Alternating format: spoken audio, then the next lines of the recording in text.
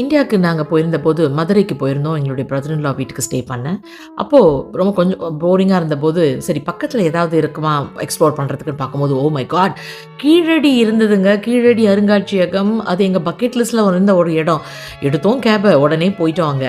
நானும் எங்க ஹஸ்பண்ட் மட்டும் தான் அங்க போனோம். ஸோ அங்க போயிட்டு ரொம்ப ரொம்ப பிரமிப்பா இருந்தது. ரொம்ப ப்ரவுட் மொமெண்ட் இருந்தது.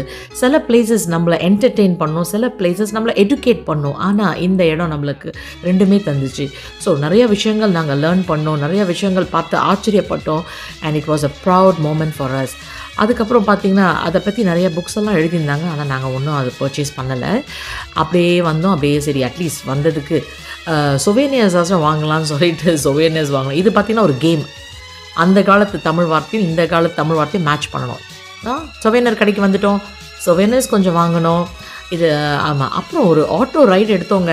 டவுனுக்கு போறதுக்கு. அங்கேருந்து ஜானகி ராமன் அப்படின்னு ஒரு ரெஸ்டாரண்ட் மதுரையில very famous restaurant. And it's famous for this mean குழம்பு. ஆனா அந்த மீன் குழம்பு என்ன மீன் குழம்புன்றது மறந்துட்டேன். கோலா உருண்டை, போட்டி, அப்புறம் என்னென்னமோ ஆர்டர் பண்ணோம். எதுவுமே இப்ப ஞாபகம் இல்ல. ஆனா அந்த மீன் குழம்பு தான் ரொம்ப ஃபேமஸ். நிஜமாவே ரொம்ப நல்லாருந்துச்சு. கடைசியா முடிச்சுட்டு, நல்லா ஒரு சூப்பர் பீடா போட்டுக்கிட்டு வீட்டுக்கு போய் சேர்ந்தோம்.